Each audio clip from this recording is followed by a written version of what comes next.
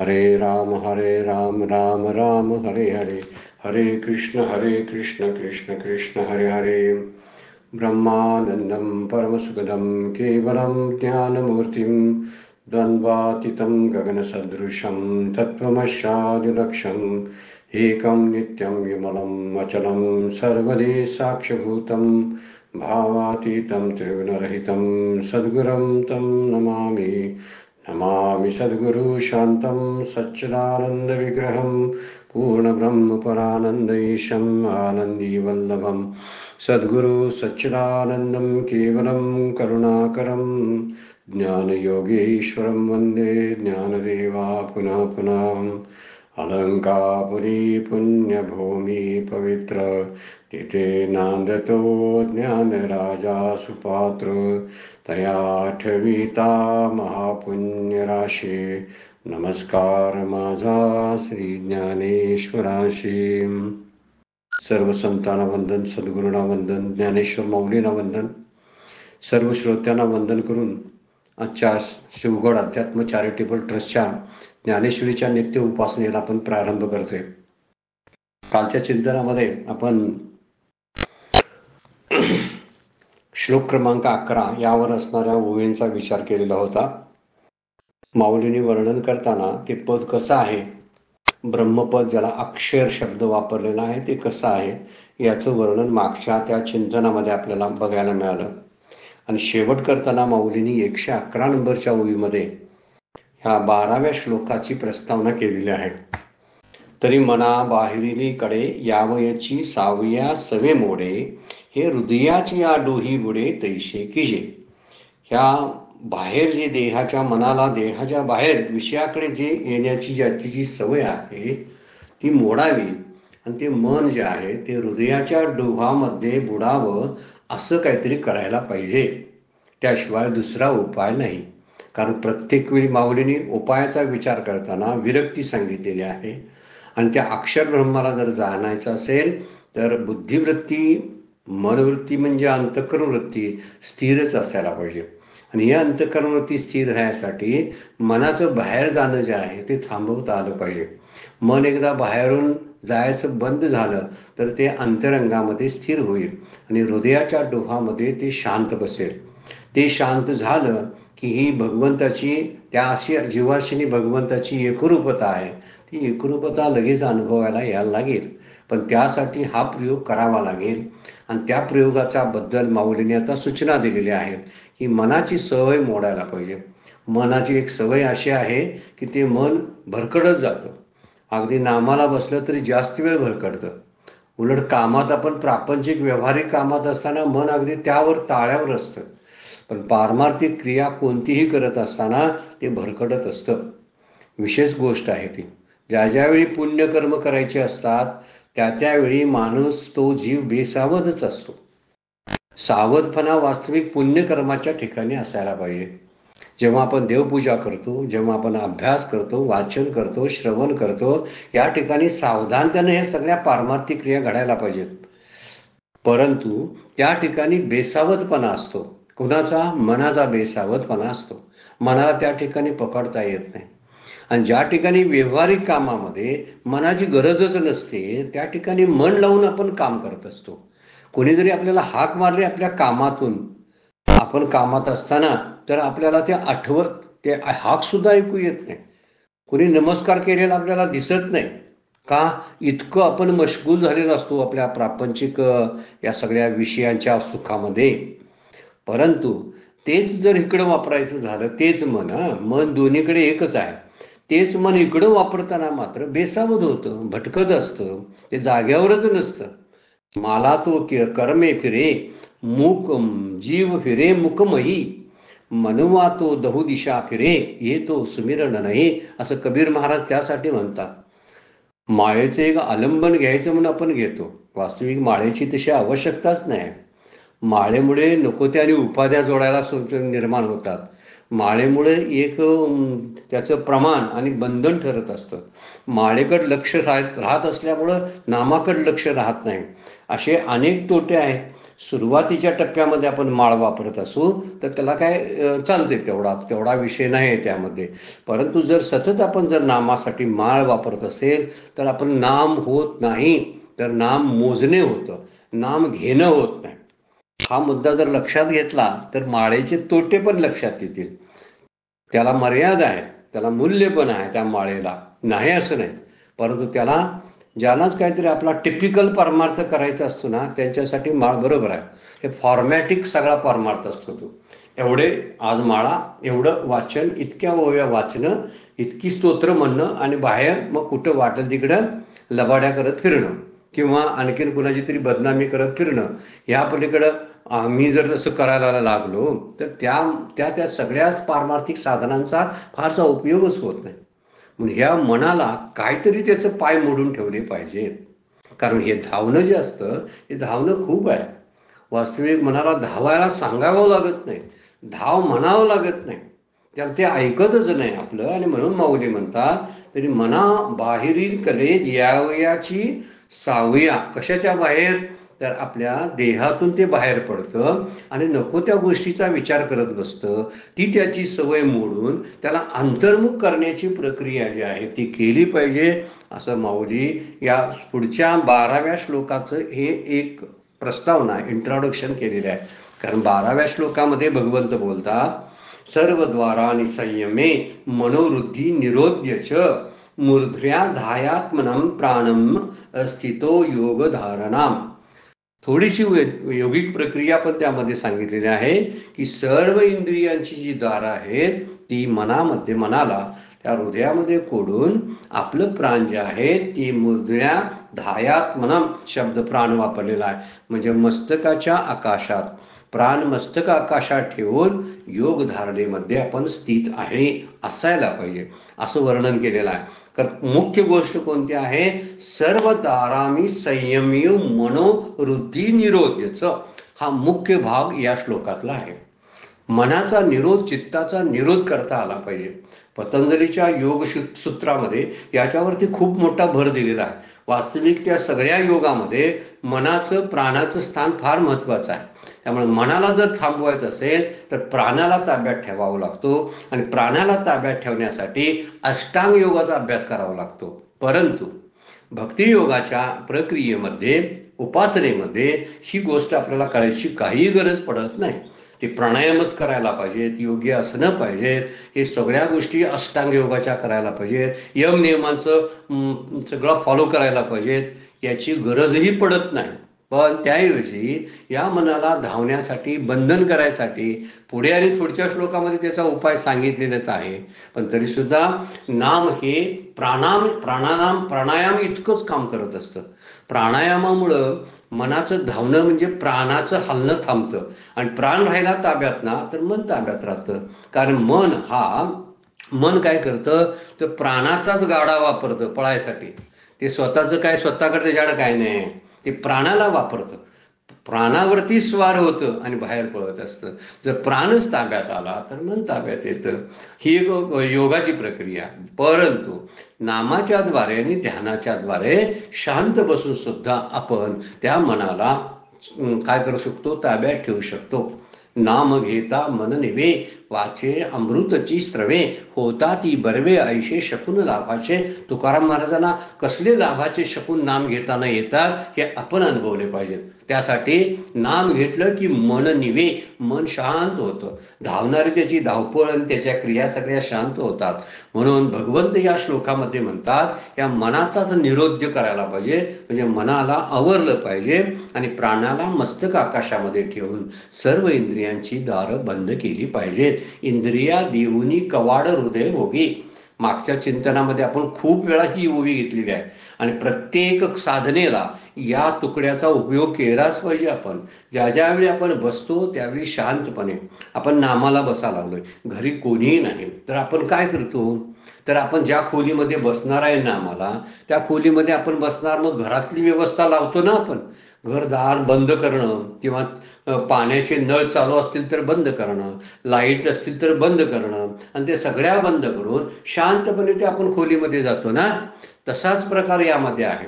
मनाच्या सगळ्या क्रिया शांत केल्या की आपण निवांतपणे नामाची सुरुवात करू शकतो, ध्यानाची सुरुवात करू शकतो. आणि जर असंच करायला लागलो तर आपोआप मनाचा निरोध होईल.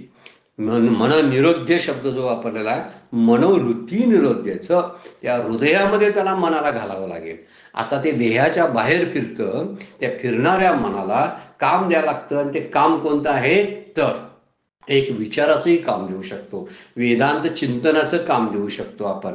पण वेदांत चिंतनावर जास्त काळ टिकत नाही, त्यासाठी त्याला नाम देऊ शकतो. नुसतं नाम न घेता त्या नामाची मूर्ती जी आहे, ती मूर्ती म्हणजे नामाचं रूप जे आहे, त्या रूपाला पुढं सुद्धा कल्पनेना आणून त्याचीही आपण त्याच्याकडं लक्ष देऊन त्या मनाला आपोआप त्या हृदयामध्ये कोंडून ठेवू शकतो. हृदय बंदी खाना केला, आत विठ्ठल कोंडेला, असं जनाबाईंच्या अभंगामध्ये आपण म्हणतो.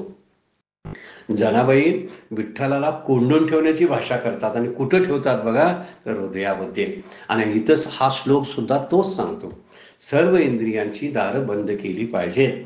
एकदा दार उघडलं की त्यात विकार आणि जे काही विषयांच्या बद्दल असणाऱ्या इच्छा ज्या आहेत, कामना, त्या आतमध्ये घुसू शकतात. बसल्या बसल्या नामाला ऑफिसचा विचार येतो, नोकरीचा विचार येतो, व्यापाराचा विचार येतो, तब्येतीचा विचार येतो. हे सगळे विचार आतमध्ये घुसायला लागतात. त्यामुळे चिंतनाला नामासारखा दुसरं आलंबनच नाही. नाम हे श्रेष्ठ दर्जाचा आधार आहे चिंतनासाठी आणि ध्यान लावण्यासाठी. त्यामुळे आपण ध्यान हा वेगळा प्रकार आहे. आणि ध्यान ही प्रक्रिया योगातली आहे, नाम ही योगातली प्रक्रिया नाही. फार मुद्दामपणे लक्ष देण्यासारखी गोष्ट आहे. आणि आपल्याला झेपणारं कोणतं असेल तर नाम झेपतो, ध्यान टिकत नाही आपलं. भल्या जणांना ते कधी हातावर तुरी देऊन कधी घेऊन जाईल, माऊली त्याचं वर्णन करतात. एरवी रहाटवया थोडे त्रैलोक्य या. कधी आपल्याला फसवून कुठं बाहेर जाऊन येईल, शेतातून जाऊन येतं, नोकरीच्या ठिकाणावरून जाऊन येतं, पाहुण्यांच्या घरी जातं, त्या दिवशी कुठंतरी मोठा फंक्शन असेल तर त्या फंक्शनमध्ये सुद्धा जेवून खाऊन येतं ते. आणि माझं नाम तरी तोंडातून चाललेलं असतं. ध्याना मूर्त्या सगळ्या आपल्या कुठल्या ध्यानाच्या मूर्त्या माझ्या घरातली माणसंच असतात, दुसरी मूर्तीच नाही. आणि ध्यानाचं चिंतन जो ध्यास लागलेला असतो, तो ध्यास असतो सगळा प्रपंचाचाच. कसं ध्यान जमणार आहे आपल्याला, त्यासाठी नामाचा उपयोग करत हळूहळू हळू नामात गुंग होईल आपण त्या मनाला गोंजारत शांत करणं गरजेचं आहे. आणि माऊली त्यासाठी सांगतात की पुढे आता उभीपासून प्रणवाचं उदाहरण ते देणारच आहेत, कारण प्रणव हा त्यासाठी ध्यानासाठी आपल्याला जास्त उपयोगाचा पडतो. पण आत्ता म्हणतात ते काय, एक योगिक प्रक्रिया सांगतात की आपल्या मस्तक आकाशामध्ये तो प्राण स्थित करावा. आणि स्थित करून काय करायचं, योगामध्ये योगधारणेमध्ये स्थिर व्हावं. मग त्यासाठी काय करायचं, सर्व दारांनी संयमे मनोवृत्ती निरोध्याचं, दोन गोष्टी करायच्या. सगळ्यांचा संयम करायचा, सर्व ज्ञानेंद्रियांचा, कर्मेंद्रियांचा. आणि दुसरी गोष्ट काय करायची, तर त्या मनाला आतमध्ये कोंडून ठेवायचं, म्हणजे हृदयाकाशामध्ये त्याला घेऊन जायचं. अशी कल्पनाही करता येते. हृदयामध्ये आपल्या आद्य मूर्ती ज्या असतात, आपलं आराध्य दैवत जे असतं, त्या आराध्य दैवतेची कल्पना आपल्या हृदयामध्ये करता येते. आणि त्या हृदयामध्ये त्या देवतेला स्थापित करून त्याच ठिकाणी धारणा करता येते, त्याच्यावरती धारणा करता येते. धारणा म्हणजे काही काळ पकडून ठेवणे. धारणा करताना हळूहळू कुठेतरी निसटत असतं, म्हणून धारणा करताना त्याच्यावरती जास्ती राहण्याचा प्रयत्न करणं. त्यामुळे धारणा संपली की मग ध्यान सुरू होतंय. आपलं काय होतं ते ज्याचं त्याला अनुभवत असेल. ध्यानाच्या नावाखाली आपण कोणती गोष्ट करतोय हे समजून घ्यायला पाहिजे, शास्त्राला विचारून. ध्यान म्हणजे नेमकं काय हा विचार लक्षात आला पाहिजे. काय डोळे मिटणे आणि हालचाली बंद करणे शरीराच्या म्हणजे ध्यान, हा विचार लक्षात घेतला तर आपल्याला समजेल की आपल्या प्रक्रियेमध्ये कुठंतरी दोष राहतो. आणि म्हणून जे शांत होणं, जे अंतःकरणाची शांतीने स्थिरता जी आहे ती बरोबर प्राप्त होतच नाही. कोट्यावधी लोक नाम घेत असतात, पण त्यातले स्थिर झालेले किती आहेत, किती स्थिर होतात. नाम घेत असताना बाहेर रोजच्या जीवनामध्ये त्याची लक्षणं सरळ प्रकट व्हायला लागतात. त्या माणसाचं वागणंच पूर्ण बदलून जातं. तो माणूस आतमध्ये असतो, बाहेर नसतो. बाहेर दिसतो, बाहेर बोलतो, पण व्यवहार आतमध्ये त्याचे चालू असतात सगळे. म्हणजे आत त्याच्या सगळा आतमध्ये राम हमारा जप करे हम बैठे आराम, अशी त्याची स्थिती प्राप्त झालेली असते. आता माऊली यामध्ये म्हणतात, सगळ्या इंद्रियांची दारं बंद करा. हृदया देऊनी कवाड इंद्रिय भोगी, म्हणजे मनाला ह्यामध्ये हृदयात कोंडून ठेवायचं, प्राणमस्तक आकाशामध्ये ठेवून समाधी योगामध्ये स्थिर व्हायचं आहे. योग स्थिती म्हणजे काय? समाधीची पुढची अवस्था आहे, अगदी शेवटची अवस्था आहे. म्हणून ह्या शेवटच्या अवस्थेला जाणं जे आहे हे जाणं एवढं सोपं नाही बरं काय. योगिक प्रक्रियेद्वारे सोपं नाही, पण आपण नामाच्या द्वारे जर जायला लागलो तर निश्चित सोपं आहे. पुढे आता वर्णन जे करायला लागलेले आहेत ना, हे नाम भक्तीचंच वर्णन करणार आहेत माऊली. किती नामाचे महत्व आहे आणि भगवंत कसा आपलासा करता येईल. या ठिकाणी योगिक प्रक्रियेची ही एक श्लोक टाकलेला आहे. मनाला कसं आवरावं याचं वर्णन माऊली यामध्ये करतात. म्हणून मन आत्मचिंतनामध्ये अखंडपणे राहण्यासाठी काय करायला पाहिजे याचं उत्तर या वरील ओवींचं काय घेतलं आहे, त्यासाठी संदर्भ घेतला. पहिली ओवी जी 111वी कालची आपण बघितली ती त्यासाठी घेतलेली आहे. शेवट करताना माऊलींनी बरोबर 112 नंबरच्या ओवीला जोडून आणून ठेवलेला आहे. काही श्लोकाचा फारसा विचार करत नाहीत माऊली डायरेक्ट तत्वज्ञान सांगतात आणि आपलं तत्वज्ञान लिंकड ठेवतात. म्हणजे त्याला कुठंतरी डिस्कनेक्ट झालं विचार असं करत नाही. भगवद्गीता कधी कधी सूत्ररूपानं असल्यामुळं वेगवेगळे विचार प्रत्येक श्लोकामध्ये सांगते, पण माऊली काय करतात, मागील ओवीचाच विचार धरून पुढील ओवीला सुरुवात करत असतात. असं नेहमी ठिकाणी घडलेलं आहे आणि त्यामुळं श्लोकाचा विचार न करता माऊली पुढील ओवीमध्ये म्हणतात, पण हे तरीच घडे. काय घडे की मन बाहेरीकडे यावयाची सावया सवेमुळे ते हे हृदयाची या डोई बुडे तैसे किजे. 11 नंबरची ओवी 111. 112 परी हे तरीच घडे. कोणती गोष्ट घडेल तर मनाला बाहेर धावणं जे आहे ते थांबवून त्याला आतमध्ये कोंडून, म्हणजे त्याचा हृदयामध्ये कोंडून घ्यायचं जे अभ्यास आहे तो कधी घडेल तर जरी संयमाची अखंडे सर्वद्वारी कवाडे कळासती. कळासती म्हणजे कवाडेही लावली जातील तेव्हा. कवाड शब्दाचा अर्थ आहे दार. ही दारं बंद करावी लागतात आणि एकदा दारं बंद केलीत ना की मग बाहेर जाणारं सगळ्या मनाचं धावणं आहे ते मन गुपचूप बसतं. लहान पोरग एखादं जातं म्हणून त्याला आपण बंदिस्त कसं करतो, आपल्या मुख्य दरवाजाच्या चौकटीला एखादा असं अडसर असा आपण लावून ठेवतो. मग फिरू दे किती घरात फिरते तेवढं, आपण काय करतो, निवांत राहतो. मन आतच हृदय आकाशामध्ये फिरायला लागलं ना तर नाम मजेत नाम घेता येतं. पण मन जर भटकायला लागलं ना तर नाम हे एक फक्त शाब्दिक प्रक्रिया किंवा शाब्दिक हालचाल एवढंच राहतं. म्हणून त्याला आतमध्ये कोंडून ठेवता आलं पाहिजे. त्यासाठी कधी घडेल माऊली म्हणतात, संयमाची अखंड स्वरद्वारी कवाडे. संयमाची दारं जर बंद करून ठेवली असतील तर. म्हणून संयमाची दारं बंद केलेली आहे पाहिजे. ज्यावेळी तू आपल्या इंद्रियांना संयमपूर्वक सतत ताब्यात ठेवण्यासाठी इंद्रियांची दरवाजं बंद करशील त्यावेळीच मन आत्मचिंतनात बुडून जाईल.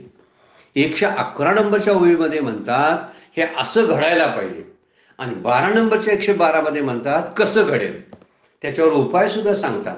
बऱ्याच वेळा हा उपाय फार महत्वाचा असतो.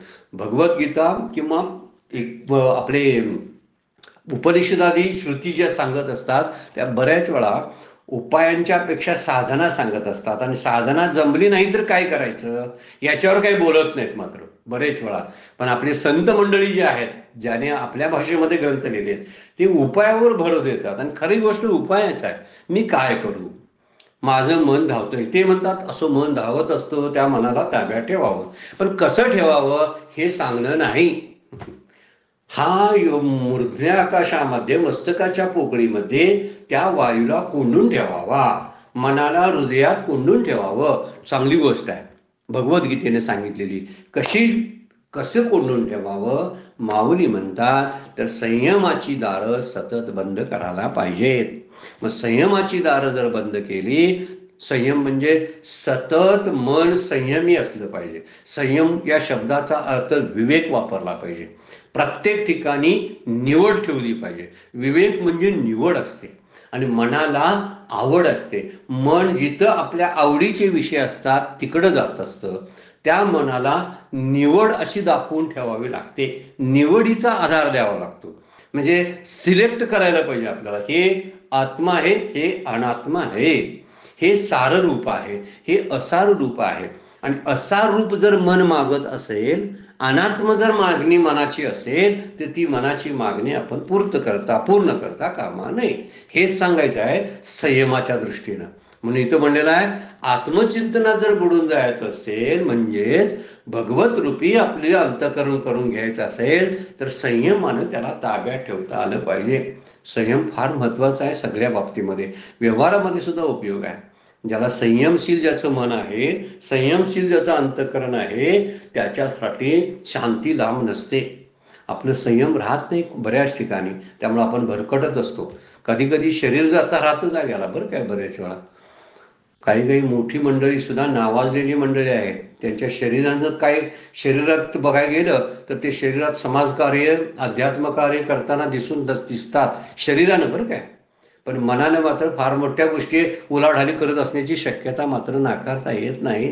मग तोच विचार इथं माऊली सांगतात, सावधानपणे संयमानं त्या मनाला आतमध्ये धरून ठेवता आलं पाहिजे. आणि एकदा धरून ठेवलं की ते आत्मचिंतनासाठी आपल्याला उपयोगी पडेल. म्हणून मनाला जी चळवळ करायची सवय आहे, ती लावणारी सवय, ती बाह्य, ती त्याला लावायला कोण कारणीभूत होतं, तर बाहेरची इंद्रिय कारणीभूत होत असतात. जीभ मागते खायला, पण खायची वेळ नसते, खाण्यासारखे पदार्थ नसतात, आणि जे माझ्या तब्येतीला बरोबर नसतात किंवा जे उपयोगाचे नसतात ते जीभ म्हणते खायला पाहिजे, पाय म्हणतात इकडं जायला पाहिजे, डोळे म्हणतात हे पाहायला पाहिजे, कान म्हणतात हे भलतंच ऐकायला पाहिजे. त्यावेळी ह्या मनाला चळवळ करायला लावणारी इंद्रिय आहे. मग त्या इंद्रियांनाच बरोबर काय करायला पाहिजे, त्यांच्या तोंडावरती एक कवाड लावलं पाहिजे, दार बंद करून घेतलं पाहिजे. मग डोळे बंद करता येतात, आपले कान बंद करता येतात का बघा. तर याचा अर्थ असा नव्हे की खरोखर अगदी अगदी वास्तविकपणे त्याला आता दरवाजे लावायचे आहेत. दरवाजे लावायचे याचा अर्थ त्यांना अंतर्मुख करायचे आहे. कारण ती सगळी इंद्रिय पराची खाणी शब्दच वापरलेला आहे उपनिषदामध्ये, की बाहेरचं सगळं इंद्रिय आणत असतात, आणि बाहेरचं आणत असल्यामुळं त्याचे सगळे विकार आतमध्ये घुसत असतात.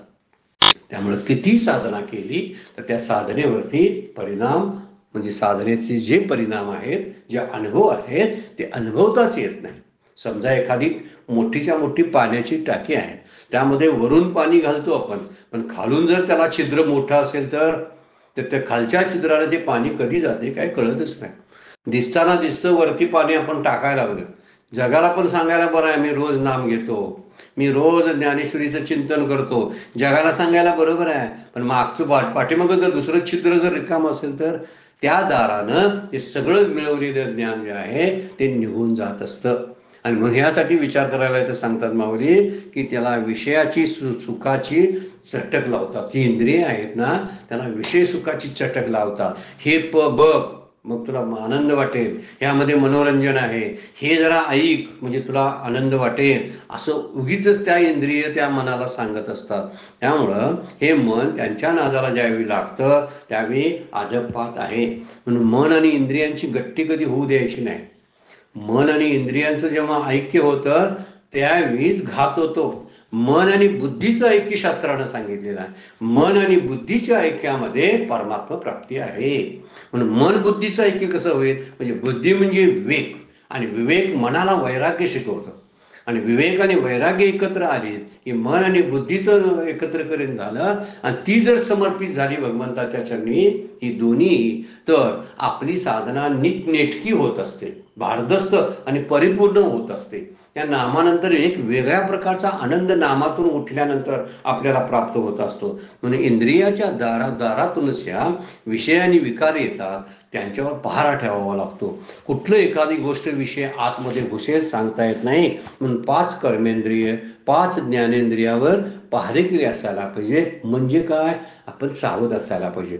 पहारेकरी म्हणजे काय, खरोखर पहारेकरी नेमता येत नाही, पण आपण सावध असायला पाहिजे. हे दुसऱ्याला आपण सांगू शकत नाही, कारण कधी चोर आत घुसलेत हे दुसऱ्याला कळत नाही. मला स्वतःला कळत नाही तर दुसऱ्याला कसे कळतील, दुसरा कसा पहारा ठेवू शकेल माझ्यावरती, नाही ठेवू शकणार. म्हणून काय करायला पाहिजे, स्वतःचं मन ग्वाही, म्हणून मन केले ग्वाही, असं तुकोबा म्हणतात. म्हणजे सत्य असत्याचा जो विचार येतो त्यावेळी मन केले ग्वाही, मी मनालाच ग्वाही ठेवतो. ग्वाही म्हणजे काय, मनच त्या सगळ्याचा गोष्टीचा वाडा करू शकतं, पण त्या मनावर नियंत्रण ठेवता आलं पाहिजे. एक मनावर जर नियंत्रण राहिलं तर एक गोष्ट उलटी आहे की शरीराची वळवळ बंद होत असते. नामाला बसल्यावर आपल्याला शरीराचं भान राहत नाही. त्याचं कारण आहे मन इंद्रियाशी असणारा त्याचा संबंध जो आहे तो डिस्कनेक्ट झालेला असतो. म्हणूनच ती इंद्रिय गप्प बसलेली असतात. डास चावून गेला आपल्या पायाला तरी सुद्धा आपली मांडी हलत नाही. त्याचं कारण आहे, असा अनेक वेळा अनुभव आलेले लोक असतील आपल्याकडे की ज्यांना हे कळत सुद्धा नाही. तर त्यावेळी समजायचं की मनानं इंद्रियाशी असलेली गट्टी तोडलेली आहे. त्यांचं ऐक्य होऊ देता कामा नये.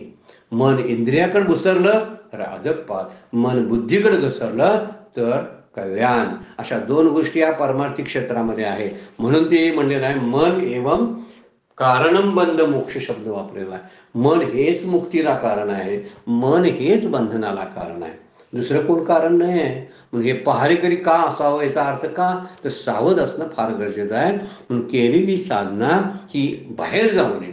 ही इंद्रियांची जी छिद्र आहेत, म्हणजे आपण म्हणूया की 5 ज्ञानेंद्रिय 5 कर्मेंद्रिय म्हणूया, किंवा नवद्वार शब्द वापरलेला आहे, मागच्या वेळा आपण बघितलेला आहे. ही नवद्वार ज्या आहेत या दारातून ही सगळी साधना जाऊ शकते आणि याच दारातून आपल्याला नको ते विकार सुद्धा आत येऊ शकतात. 2 गोष्टीसाठी दार बंद करायचं आहे. आतलं माझी चाललेली साधना अस्पष्ट होऊ नये किंवा गळून जाऊ नये यासाठी दार बंद पाहिजे. आणि दुसरी गोष्ट बाहेरील असणारे विकार, संसाराचा वारा जो आहे तो आतमध्ये येऊ नये यासाठी दारबंद असायला पाहिजे. म्हणजे दारबंद असणे ह्या दोन फायदे आहेत. त्यामुळं इंद्रियांच्या व्यर्थ हालचाली ज्या असतात त्या हालचाली मुळात थांबवाव्या लागतात.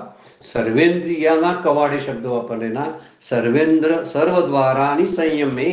संयम म्हणजे त्याला बंदिस्त करता आलं पाहिजे.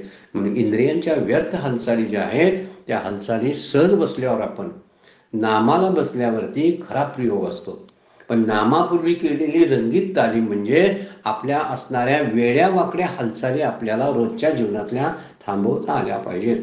सहज आपण खुर्चीवर जरी बसलो तरी माणसं काहीतरी खुर्चीवर वाजवत तरी बसतील, पाय तरी हलवतील, इकडे तिकडे डोळे फिरवतील, काहीतरी करत असतात. एकटे असतील तरी सुद्धा. कोण माणसं समोर असतील तर बोलायला विषय नसताना विषय काढून बोलत बसतील.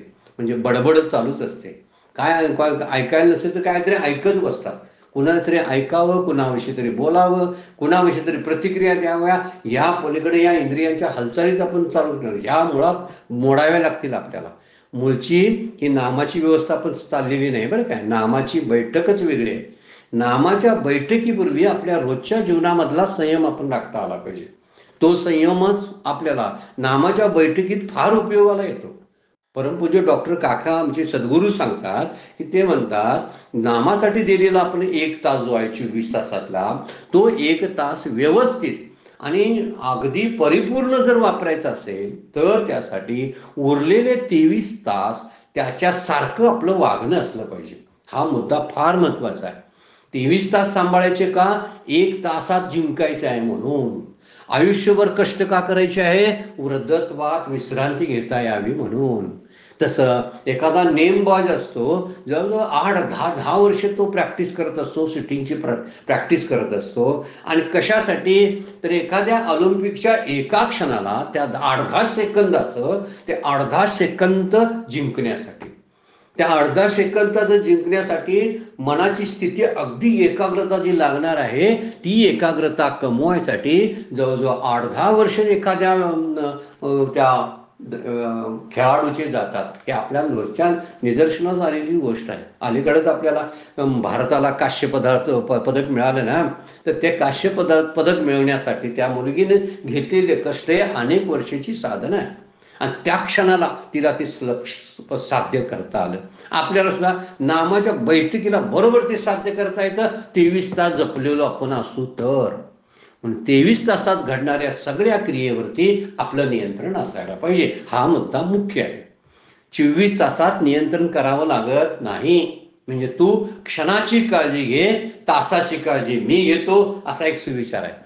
तू एका सेकंदाची काळजी घे, म्हणजे मी पूर्ण तासाची काळजी घेतो. अर्थ काय सांगायचा? तर प्रत्येक क्षणाला क्षणोक्षणी हाची करावा विचार, तरावया पार भव सिंधू. प्रत्येक क्षणाला मी कोण आहे म्हणजे सारखं तोच चिंतन अशातला भाग नाही, पण मी कोण आहे विसरता कामा नये. त्याला एकदा सहजता आली पाहिजे. म्हणून म्हणतात ते इंद्रिया देऊनी कवाड हृदय भोगी. इंद्रियांच्या जवळजवळच्या ह्या सगळ्या व्यर्थ हालचाली आहेत ना, त्या व्यर्थ हालचाली आपल्याला थांबवता आल्या पाहिजेत. म्हणजे वेडवाकडं बोलायचं, निंदा करत बसलेलो असतो आपण, ह्या पण इंद्रियांच्याच हालचाली आहेत. नको नको त्या दृश्य पाहत बसलेलो असतो, वेगळ्या वेगळ्या गोष्टी ह्या पाहत असतो, तेच आपल्याला आपल्या साधनेच्या वेळी तेच समोर येत असतं. म्हणून मनात येणारे संकल्प हे थांबवता आलं पाहिजे, त्याचा सराव केला पाहिजे. त्यालाच अभ्यास म्हणतात. अभ्यास काय नुसता बैठकीला बसूनच केलेला अभ्यासाला अभ्यास म्हणत नाहीत बरं काय. त्याच्या पूर्वी जे असते ना तेच अभ्यासाचं असतं. आपण जर व्यायाम करायला करणार असतो तर व्यायाम करण्यासाठी पूर्वतयारी आपल्याला त्या शरीराची योग्य ती पोझिशन घ्यावी लागते. त्याशिवाय योग्य ते आसन घेता येत नाही आपल्याला. तसं नामाच्या वेळी सुद्धा हे सगळं साधलं पाहिजे. म्हणून शरीराला क्रियाशून्य करणं आणि मनाचं धावणं थांबवणं या दोन गोष्टी एकाच वेळी आपल्याला जमल्या तर आपल्याला बैठक जमली म्हणून समजायची. शरीराला काय करायचं, क्रियाशून्य, हातापायाची काही हालचाल नाही, डोळ्याची उघड झाप नाही, हाताचं हलणं नाही, मानेचं हलणं नाही, अशा शांत अवस्थेमध्ये आपण बसलो. मग चालू होतं मनाचं. मग त्या मनाला हळूहळू हळूहळू आपलंसं करावं. पण शरीर हलता कामा नये, ही गोष्ट फार महत्वाची आहे. म्हणून इंद्रिया देऊनी कवाड हृदय भोगी हा त्याचा अर्थ आहे. यासाठी नामाचा उपयोग चांगला आहे. नाम हे साधन जसं आहे तसं ते साध्य पण आहे. नाम जसं साधन कसलं आहे, नाम आपल्याला स्थिर करण्याचं साधन आहे, आपल्याला ते स्थिर पण करतं. आणि दुसरी गोष्ट, नाम आपल्याला त्यातली शांती जी आहे ती शांती पण देऊन जातं. म्हणजे एक म्हणजे स्थिर करणं आणि त्या मानसिकताला शांत करण्याचं काम मन करत असतं. म्हणून नाम ज्या ज्या वेळी आपण घेतो त्यावेळी आपोआपच आपल्या शरीराच्या हालचाली कमी होतात आणि दुसरी गोष्ट मनाचं धावणं थांबतं. म्हणून हा संयम जो आहे तो विवेक प्रयोग करायला पाहिजे. एक चारोळी फार सुंदर आहे, फार मला वाटते ते चंद्रशेखर गोखले म्हणून आहेत, त्यांच्या चारोळ्या प्रसिद्ध आहेत. चारोळी म्हणजे चार ओळीची कविता. स्वतःभोवती कुंपण हवं म्हणजे आपलं जग ठरवता येतं. आपलं जग एक असलं पाहिजे. साधनेमध्ये स्वतःचं जग असतं, प्रपंचामध्ये जग वेगळं असतं, प्रपंचातलं जग वेगळं आणि माझ्या साधन काळातलं माझं जग असतं. त्या माझ्या जगामध्ये म्हणजे बाहेर रस्त्यावर फिरताना हे जग हे सार्वजनिक जग असतं आणि मी माझ्या घरामध्ये येतो तेव्हा हे माझं कौटुंबिक जग असतं. तसं मी कुटुंबामध्ये असतो हे कौटुंबिक जग असतं. आणि जेव्हा मी ध्यानाला आणि साधनेला नामाला बसतो त्यावेळी माझ्या स्वचं जग असतं. तो स्वचा प्रांत आहे आणि त्या स्वच्या प्रांतामध्ये आपण गेलो ना तर त्यालाच म्हणतात, चारोळीमध्ये म्हणतात, स्वतःभोवती कुंपण हवं म्हणजे इंद्रियाभोवती कूप गाठला पाहिजे, कुंपण असलं पाहिजे, कंपाऊंड असलं पाहिजे. स्वतःभोवती कुंपण हवं म्हणजे आपलं जग ठरवता येतं, जे माझं साधनेचं जग आहे, जिथं माझा भगवंत आणि मी दोघांचा संवाद चालू असतो, असं ते जग आहे. आणि त्या जगामध्ये बसण्यासाठी मला स्वतःभोवती कुंपण घालावं लागेल. कुंपण म्हणजे धावणाऱ्या मनाला बाहेर पडता जाऊ नये म्हणून कंपाऊंड असलं पाहिजे. तसा हा प्रकार आहे. स्वतःभोवती कुंपण हवं, आपलं जग ठरवता येतं. बाहेर बरबटलेलं असलं तरी स्वतःपुरतं सावरता येतं. स्वतःला सावरता आलं पाहिजे, त्याला संयम म्हणतात. काही बाहेर घडू दे, बाहेरच्या घटनेमध्ये आपलं नियंत्रण नसतं. बाहेरच्या म्हणजे जगामध्ये काय चाललेलं आहे, जगा पद्धतीने चाललेलं असतं. ते ईश्वर तो त्याच्यावरचा मुख्य शासक आहे, तो काहीतरी करेल. मी त्या घटनेबद्दल बोलू लागलो, मी त्या घटनेबद्दल प्रतिक्रिया द्यायला लागलो तर माझी इंद्रिय चळतात आणि नको ते भकायला चालू करतात, वळवळतात. नको त्या ठिकाणी जावं वाटतं, भांडणं ऐकावीशी वाटतात आणि कुठं मध्यस्थी करावीशी वाटते. त्यांना कुणाला तरी जायला पाहिजे, खरंच माझ्या मदतीची गरज आहे का काय असं वाटायला लागतंय. हा सगळा सामाजिक गोष्ट आहेत आणि या सामाजिक स्तरामध्ये आपण इतकं गुंतून जातो की आपल्या बैठक कधी उद्ध्वस्त झाली नामाची आपल्यालाच कळत नाही. माझ्यासाठी देव आणि मी या दोनच गोष्टी असल्या पाहिजेत, अन्य काही असू नये. यासाठी स्वतःचा एक तास असला पाहिजे. त्या काळात मी स्वतःलाच भेटलो पाहिजे, अन्य कुणालाही भेटणार नाही. जगालाही नाही. स्वामी विवेकानंद म्हणतात असं आपलं एक कोणतरी असलं पाहिजे की आपण एक वेळ अशी आपल्या दिवसातली काढली पाहिजे, त्या काळात आपण आपल्याशी भेटू, आपल्याशीच ती मीटिंग होईल. नाही जर आपण स्वतःला भेटलो तर एका मोठ्या मीटिंगला आपण पारखे झालो असं होईल, असं स्वामी विवेकानंदांचं वाक्य आहे. खरंच त्या आपण स्वतःला कुठं असतो सांगा? स्वतःजवळ असणं म्हणजे साधना करणं, आणि स्वतःपासून बाजूला जाणं म्हणजे जगाचा विचार करणं आहे. इंद्रिय जेव्हा जगाचा विचार करतात त्यावेळी तिथले विकार, तिथले विषय घेऊन येतात, आणि ते विषय काही चांगले नाहीत, विकार चांगले नाहीत. ते सगळे विचार आणि विकार माझ्या आतमध्ये घुसून धुडकूस घालत असतात. म्हणून स्वतःभोवती कुंपण हवं. आमचे सद्गुरू डॉक्टर काका म्हणतात आपलं चित्त, आपलं अंतःकरण हे धर्मशाळेसारखं होता कामा नये. एखादी सार्वजनिक धर्मशाळा असते किंवा सरकारी असते किंवा कुठल्या तरी देवस्थानची ती धर्मशाळा असते जिथं मोफत सगळं असतं. मग त्या मोफत असल्यामुळे होते काय? कुणी यावं, किती दिवस राहावं, किती धुडकूस करावा, गोंधळ घालावा, अस्वच्छता करावी आणि कधी निघून जावं, अशी ती धर्मशाळा असते. तसं माझं अंतःकरण होता कामा नये. कुठल्याही विचाराने यावं, किती आतमध्ये कधी घुसावं आणि किती धुडकोस घालून माझी झोप घालवावी, असं माझ्या अंतःकरणाला मी बंदच का करून ठेवलं नाही? मी जोपर्यंत माझं अंतःकरण हित कवाड घालून किंवा दरवाजे लावून बंद करत नाही तोपर्यंत आतल्या चळवळी थांबत नाही. म्हणून माऊलीने उभीच वापरली, परिय तरीच घडे. केव्हा घडे? जरी संयमाची आखंडे सर्वद्वारी कवाडे कळासती. कळासती म्हणजे केलेली असतील बंद तर. म्हणून आपल्या प्रतिक्रिया थांबवाव्यात. इतरांच्या निंदा, टोमणं, मारणं हे सगळे सोसण्यासाठी मनाची तयारी करून घ्यावी लागते. बऱ्याच गोष्टी सहन होत नाहीत. सहन नाही झालं होणं ही इंद्रियांना दारं बंद न केल्याचं लक्षण आहे. अचानकपणे क्रोध येणं ही दारं इंद्रियांची दारं बंद न करण्याची लक्षण आहे. कुठला एखादा विकार, क्रोध जो नावाचा एखादा चोर आहे तो आपोआप आतमध्ये घुसतो. कोणीतरी केलेली निंदा पटदिशा आतमध्ये जाते. मग आपणही दुसऱ्याची निंदा करावीशी वाटते. त्यावेळी हेच दुसऱ्याने कुंपण तोडून ते बाहेर गेलं म्हणून समजायचं. दुसऱ्यातून आपल्याकडे आत येतात, ते कुंपण तोडूनच आत येतात, आणि माझ्याकडून जे बाहेर प्रसारित होणार आहे तेही कुंपण तोडूनच जात असतं. म्हणून कुंपण घालणं फार गरजेचं आहे. सर्व द्वारी कवाडे कळासती म्हणजे पंच ज्ञानेंद्रिय ही मनाला बाह्य विषयाकडे घेऊन जातात. यावेळी निवड करता येण्यासाठी आपल्याकडं विवेक असायला पाहिजे. म्हणून आवडीपेक्षा निवडीला जास्त महत्व देता आलं पाहिजे. कारण सामान्य लोक जे आपल्यात आहेत, सामान्य लोकांची दारं सतत उघडी असतात आणि ती अंतःकरणं धर्मशाळेसारखी होतात. म्हणून त्या उघड्या दरवाजातून कुत्री, मांजरं घुसत असतात ना. आपण दरवाजा जर उघडा ठेवला तर त्या उघड्या दरवाजातून कुत्री येतं, मांजर येतं, एखाद्या रस्त्याला भटकणारे भिकारी सुद्धा आतमध्ये घुसू शकतात. पण कंपाऊंड दार बळकट असेल तर, म्हणून स्वतःभोवती कुंपणावं. म्हणजे आपलं जग ठरवता येतं, हे माझं जग आहे, हे नाम आणि मी आणि माझा नामी जो आहे तो. आम्ही तिघजण गप्पा मारत बसलो, अशी ती गप्पा असली पाहिजे. अशा बैठका, संवाद घडले पाहिजेत. नामी आणि मी स्वतः हा काही वेळा भेद जरासा दिसेल बरं काय. नामी वेगळा आणि नामधारक वेगळा, नाम वेगळं, काही वेळा थोडासा भेद दिसेल. पण ज्यावेळी आपण आत घुसायला चालू करतो त्यावेळी तो नामी, ते नाम आणि तो नामधारक एकच होतात. म्हणून सामान्य लोकांसारखं आपली दरवाजे उघडे ठेवणं, साधकानं संयम ठेवणं फार गरजेचं आहे. म्हणजे संयम म्हणजे विषयाकडे सावधानतेनं पाहावला पाहिजे.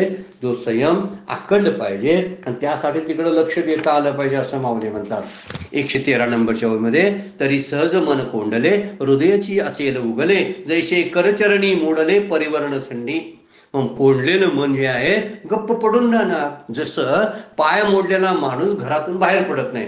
दृष्टांत कसा माऊली देतात, उदाहरण बघा. ज्याला पायच नाही तो बाहेर भरकटतच नाही. म्हणून मनाचे पाय आहेत ते तोडले पाहिजेत. आणि मन कशावर स्वार होते माहिती आहे? प्राणावर स्वार होते. मन विचारावर आणि विकारावर स्वार होतं. मन विषयावरती स्वार होतं. त्यामुळे विषय भोगाबद्दल असणारी जी आपुलकीने आवड आहे, विषयामधली आसक्ती आहे, ते दिवसेंदिवस कमी करता आली पाहिजे. म्हणजे तरी सहजे मन कोंडले, सहजच ते कोंडलं जाईल योग प्रक्रियेद्वारे. आणि मनाला जर नामाचा चाळा लावला असेल तर त्या छंदात राहून ते मन शांत होतं. म्हणून खाणं, बोलणं, फिरणं, प्रतिक्रिया देणं, झोप या ठिकाणी अगदी कासवासारखं, उदाहरण आपल्याला दुसऱ्या अध्यायामध्ये आहेच, कासवासारखं आपण असलं पाहिजे त्यावेळी काहीतरी खाण्यासाठीच बरोबर ते इंद्रिय बाहेर येणार, लगेच पोटदिशा आत येणार, दिसल ते खाणार नाही. मग ते जसं कासव पाहिजे त्यावेळीच आपला अवयव पसरतं आणि ज्या ज्यावेळी पाहिजे त्यावेळी आत घेतं, असं आत बाहेर करता आलं पाहिजे. म्हणून मुळातच मन चंचल आहे, दाही दिशाला फिरतं, पण त्याला जर नामाची चिंतनाची गोडी लावली तर ते तेच करत आणि स्वस्थ आणि शांत होईल. कसं? पाय मोडलेल्या माणसासारखं. पाय असलेला माणूस काय करतो? जसं पळतो तसं पाय नसलेला माणूस जसा घरात असतो. जैसे करचरणी मोडले परिवर्ण संडी, परिवर म्हणजे घर, घर सोडणार नाही, तसं मन हृदयाचं घर सोडणार नाही. जर त्याचा विषयाकडल्या विषयाबद्दल असणारे चिंतनाचे पाय त्याचे तोडून टाकले. तैसे चित्त राहिल्या पांडवा प्राणाचा प्रणवची करावा. मग अनुवृत्ती पण ती अनामा मृगवीवरी परत सांगायला चालू आहे. असं मन एकदा स्थिर झालं की हा प्राणवायू जो आहे तो प्रणवाशी म्हणजे ओंकाराशी एकरूप करावा. म्हणजे ओंकाराचं त्याला आलंबन द्यावं आणि नंतर हा प्राणवायू सुषुप्नेच्या मार्गानं, सुषुप्ना नाडीच्या मार्गानं मस्तकातील पोकळीत न्यावा. योगी प्रक्रिया आहे, आम्हा सर्वसामान्यांनाही कळण्यासारखी किंवा करता येण्यासारखी नाही, परंतु नामाच्या द्वारे हे सगळं करता येतं. माऊली पुढे म्हणतात, ते आकाशी मिळे न मिळे तैसा धरावा धारणा बळे, जो मात्रात्रे मावळे अर्धबिंब. 3 मात्रा ज्या आहेत त्या मात्रा मावळतात. प्रणवाच्या 3 मात्रा अ उ म म्हणजे अ उ म ह्या 3 मात्रा ज्या आहेत ह्या प्रणवाच्या 3 मात्रा आहेत. प्राणवायू मस्तकातल्या पोकळीत रोखून ठेवावा आणि जोपर्यंत या 3 मात्रा ज्या आहेत त्या अर्धचंद्रकार जी मात्रावरती ओम वरची असते त्यामध्ये विलीन होत नाही तोपर्यंत काय म्हणलेलं आहे? आकाशी मिळे न मिळे म्हणजे तो आकाशात प्राण मिळतो न मिळतो तोपर्यंतच हे प्राणरूप प्रतीकाच्या ठिकाणी प्रणव भावाने चित्ताला धारणेनं बळानं धरून ठेवावं. म्हणजे ओम असं ध्यान करताना ओंकारातील या 3 मात्रा ज्या आहेत आणि त्याच्यावर असणारे एक अर्धचंद्रबिंब जे आहे त्याच्याशी एकरूप होत नाही तोपर्यंत तवरी तो समीरू निराळी की जे स्थिरू मग लग्नी जीवी ओंकारू बिंबीची विलसे. तोपर्यंत मस्तका स्थिर करावा आणि जेव्हा ओंकाराच्या 3 मात्रा या अर्धमात्रेमध्ये एकरूप होतील तेव्हा ओंकाराची अर्धमात्रा त्या चंद्राच्या अर्ध्या कोरीप्रमाणे शोभून दिसेल. म्हणजे हा ओंकार अ उ म आणि वरची अर्धा मात्रा असं शिल्लकच राहणार नाही, तो पूर्ण मात्रा म्हणजे पूर्णत्व येईल. जसे जागृती सुषुप्ती स्वप्न जसे आहेत त्या प्रकारचं वर्णन त्या ओंकाराचं आता पुढील श्लोकामधून माऊली करणार आहे. ह्या सगळ्या योगिक प्रक्रिया सांगितलेल्या आहेत की मस्तकामध्ये अशा पद्धतीनं ओंकाराचं ध्यान करावं. अशी सुंदर प्रक्रिया माऊलींनी मांडलेली आहे. या श्लोकावर असणाऱ्या माऊलींचं भाष्य जे आहे ते आपण थोडक्यात पूर्ण केलेलं आहे, कारण आत खोल जाण्यासारखी आपल्या साधनेला जे उपयोगी पडतं तिथं आपण जास्त वेळ देतो. मग तूच त्या साधनेचा विचार जिथं आहे तिथं थांबायचं आहे आपण. ह्यातला मुख्य उद्देश या श्लोकाचा कोणता असेल तर सर्व दारांचं इंद्रियांची दारं बंद करावी आणि मनाला आत कोंडून घ्यावं आणि कोंडून त्याच्याशी एकरूप करून घ्यावं त्या मनाला. हाच मुद्दा ह्यामध्ये सांगितलेला आहे. आणि म्हणून प्राणवायू मस्तकाकाशामध्ये कोंडावा यापेक्षा मनच आतमध्ये त्याला आतमध्ये राहायची सवय लावून ठेवणं ही फार महत्वाची गोष्ट आहे. आजची सेवा सद्गुरूंच्या चरणी भगवान ज्ञानेश्वरांच्या चरणी अर्पण करून विरांगूया. पुंडरीक वरदा हरी विठ्ठल श्री ज्ञानदेव तुकाराम. विठ्ठल विठ्ठल विठ्ठल विठ्ठल विठ्ठल विठ्ठल विठ्ठल.